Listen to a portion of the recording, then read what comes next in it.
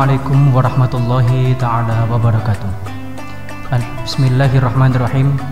Innal hamdalillahi nahmaduhu wa nasta'inuhu wa nastaghfiruhu wa na'udzu billahi min syururi anfusina wa min sayyiati a'malina.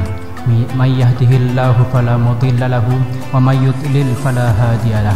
Asyhadu an la ilaha illallah wahdahu la syarikalah wa asyhadu anna Muhammadan abduhu wa rasuluh. Amma ba'du.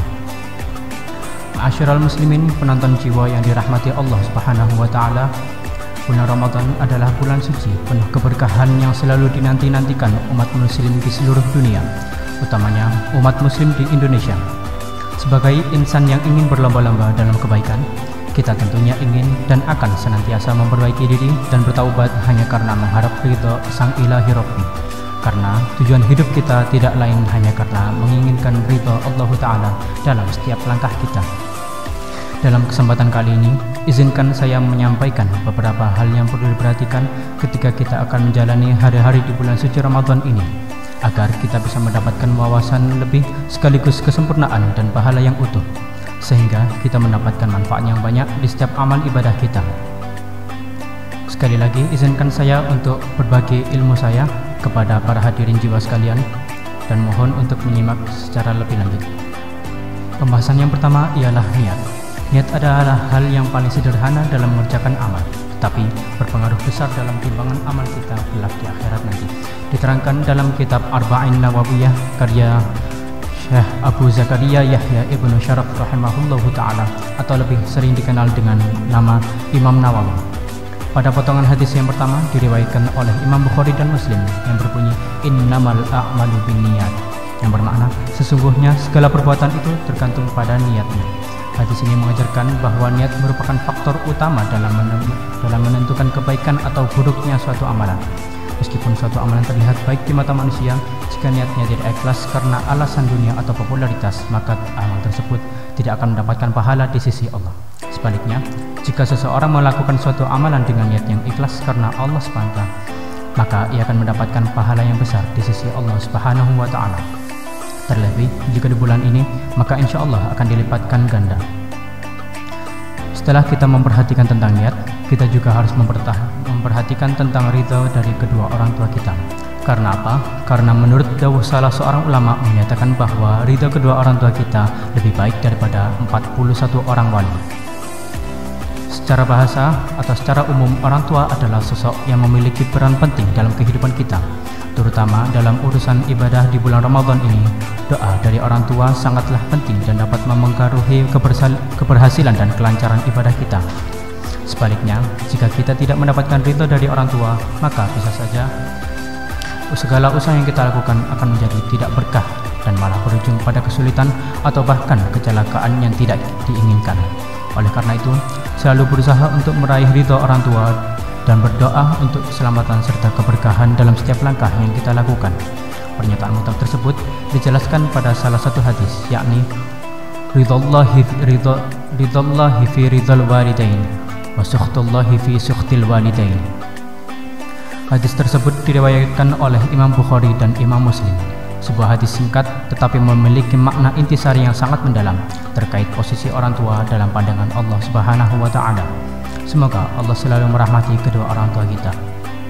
Setelah kita berbicara tentang niat dan doa, kita juga harus memperhatikan kualitas ibadah kita. Sebagaimana disebutkan dalam hadis Nabi Muhammad SAW, sesungguhnya Allah memperhatikan bukanlah jumlah amal yang banyak, melainkan kualitas amal dan niat yang ikhlas. Oleh karena itu, kita harus memperhatikan kualitas dan keikhlasan dalam setiap amal ibadah kita agar tidak menjadi sia-sia di sisi Allah Subhanahu wa ta'ala. Selain itu, dalam menyambut bulan suci Ramadan ini, kita juga perlu memperhatikan hubungan sosial kita dengan sesama manusia. Seperti yang dijelaskan dalam hadis Nabi Muhammad SAW, barang siapa yang berpuasa namun tidak meninggalkan perkataan yang buruk dan perbuatan yang jahat, maka Allah tidak butuh dengan puasanya. Oleh karena itu, kita harus senantiasa berusaha untuk menjaga hubungan sosial dengan orang lain, tidak menyakiti dan menghindari perkataan buruk.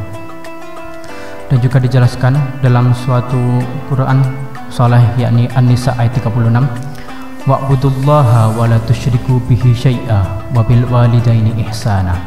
Artinya, dan sembahlah Allah dan janganlah kamu mempersekutukannya dengan sesuatu apapun, dan berbuat baiklah kepada kedua orang tua. Ayat ini menunjukkan bahwa berbakti kepada orang tua merupakan bagian dari kewajiban dalam beribadah kepada Allah Subhanahu wa Ta'ala. Dalam ayat ini, Allah Subhanahu wa Ta'ala tidak hanya memerintahkan untuk berbakti kepada orang tua, tetapi juga menekankan pentingnya melakukan dengan cara yang baik dan penuh kebaikan. Selanjutnya, saya ingin membahas suatu tema yang sangat spesial, yakni tentang akhlak Rasulullah. Akhlak Rasulullah adalah akhlak yang paling mulia di seluruh dunia ini. Karena apa? Karena Rasulullah adalah manusia yang paling sempurna ciptaan Allah Subhanahu wa Ta'ala. Semoga selawat serta salam selalu tercurah limpahkan kepada baginda kita Nabi Muhammad SAW. Dijelaskan dalam suatu riwayat, yakni suatu cerita atau al-kisah yang bercerita tentang Rasulullah yang ingin menyebarkan ekspansi dakwahnya, yakni ke salah satu kota yang bernama kota Taif.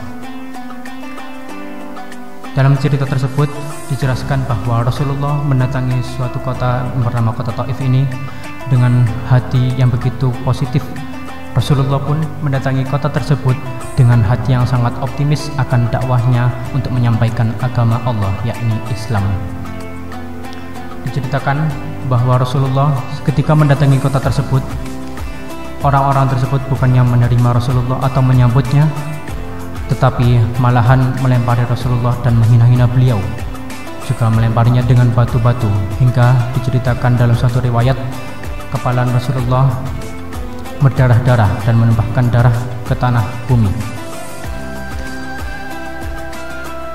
Dalam cerita tersebut juga seolah-olah bumi menyatakan perasaannya, yakni bagaimana bisa terjadi darah seorang kekasih Allah yang sangat mulia ini jatuh kepada mukaku. Wahai malaikat, apa saja yang kau lakukan di atas sana hingga sampai terjadi kepada kekasih Allah yang mulia ini? Malaikat Jibril pun mendatangi Rasulullah dan menyampaikan, "Ya Rasulullah, perintahkan saja kepadaku, aku akan mengangkat gunung Uhud ini untuk ditancapkan ke kota Taif ini, sehingga mereka akan tahu rasa bagaimana jika memperlakukan buruk kekasih Allah ini." Rasulullah pun bersabda dengan sangat lembutnya, Jangan wahai malaikat Jibril, karena sesungguhnya mereka tidak tahu apa yang telah dilakukannya. Dan semoga Allah memaafkan dan memberikan hidayah kepada mereka, yakni orang-orang kota Taif. Dari sinilah kita pelajari bahwa akhlak Rasulullah sangat sempurna, sehingga kita pun sebagai manusia yang biasa tidak mampu menirukan untuk seluruhnya. Bahkan Abu Bakar As-Siddiq pun, seorang sahabat Rasulullah sekaligus mertuanya, tidak bisa melakukan seluruh sunnah-sunnah yang pernah Nabi lakukan. Oleh karena itu, minimal hendaknya, karena kita adalah umat Nabi Muhammad SAW, kita selalu berusaha untuk melakukan sunnah-sunnahnya walaupun hanya sedikit demi sedikit, tetapi yang penting adalah istiqomahannya dalam melakukan amalan tersebut. Insya Allah akan diganjar oleh Allah Subhanahu wa Ta'ala dengan ganjaran yang pantas, dan juga di bulan Ramadan ini akan dilipat gandakan. Terakhir dari saya ingin menyampaikan bahwa jangan lupa untuk selalu salawat kepada baginda kita Nabi Muhammad, karena satu-satunya amalan yang jika kita melakukannya dengan terpaksa ataupun dengan perasaan riya, dengan rasa bangga, akan tetap diterima di sisi Allah, karena salawat adalah satu-satunya amalan yang sangat istimewa di sisinya. Itulah hal-hal yang perlu diperhatikan. Saya mewakili diri saya pribadi memohon maaf sebesar-besarnya karena terdapat beberapa kekurangan dan kesalahan dari saya sendiri, karena sesungguhnya manusia ini tempatnya salah dan lupa. Subhanakallahumma wa bihamdik, asyhadu an la ilaha illa anta, astaghfiruka wa atubu ilaik. Wabillahi taufiq wal hidayah. Wassalamualaikum warahmatullahi taala wabarakatuh.